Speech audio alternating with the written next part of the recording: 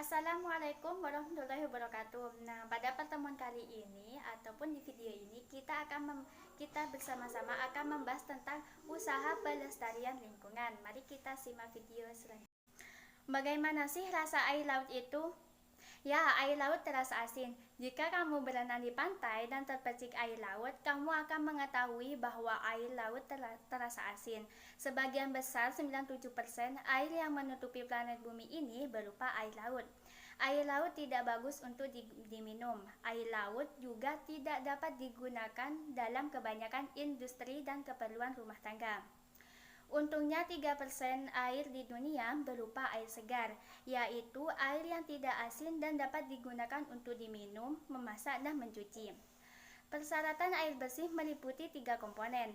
Yang pertama, persyaratan fisik, kedua kimia, dan ketiga kandungan mikroba yang terdapat di dalamnya. Persyaratan yang pertama yaitu secara fisik, tidak keruh, tidak berwarna apapun, tidak berasa apapun, tidak berbau apapun, suhu antara 10-20 derajat Celcius, tidak meninggalkan endapan. Syarat yang kedua yaitu secara kimiawi, tidak mengandung bahan kimiawi yang mengandung racun, tidak mengandung zat-zat kimiawi yang berlebihan, cukup yodium, pH air antara 6,5-9,2. Syarat yang ketiga yaitu mikrobiologi, tidak mengandung kuman-kuman penyakit seperti disenteri, tipes, dan korela. Masyarakat memerlukan air dalam jumlah yang sangat besar. Air yang akan digunakan diambil dari sungai-sungai terdekat atau sumber-sumber air lain seperti sumur.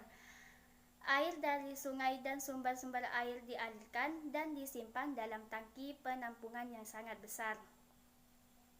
Tangki penampungan berisi air ditambahkan sejumlah kecil gas untuk membunuh kuman berbahaya.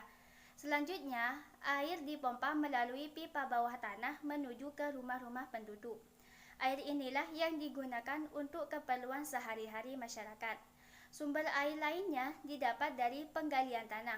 Lubang penggalian ini dinamakan sumur. Masyarakat membuat sumur sebagai sumber air untuk keperluan sehari-hari. Dahulu, orang menggunakan timba untuk mengambil air dari sumur. Namun, sekarang kita dapat menggunakan pompa air bertenaga listrik. Dengan pompa itu, air dialirkan ke atas melalui pipa menuju ke bak penampungan air, kamar mandi, dapur, dan tempat-tempat lain di rumah. Air merupakan sumber daya alam yang sangat penting dan mutlak diperlukan oleh semua ciptaan Tuhan, baik manusia, hewan, dan juga tumbuhan. Bagi kehidupan manusia, air memegang peranan yang sangat penting, tidak hanya untuk metabolisme tubuh tetapi juga untuk keperluan-keperluan lainnya, seperti pelarut mineral atau kimia, pelapuk mineral, dan mengimbangi penguapan.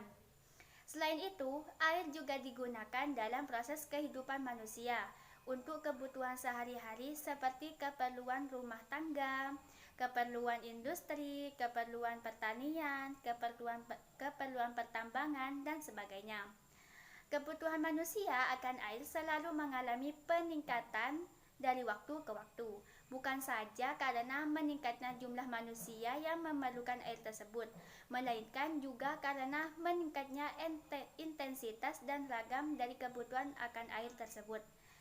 Di lain pihak, air yang tersedia di dalam alam yang secara potensi dapat dimanfaatkan manusia tetap saja jumlahnya.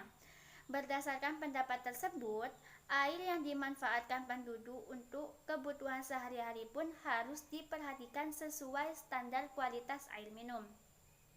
Jelas saja, kebutuhan air minum untuk pemenuhan keperluan penduduk harus memenuhi standar kualitas air minum. Berbagai cara dilakukan manusia untuk mendapatkan air sesuai dengan kondisi dan teknologi yang ada.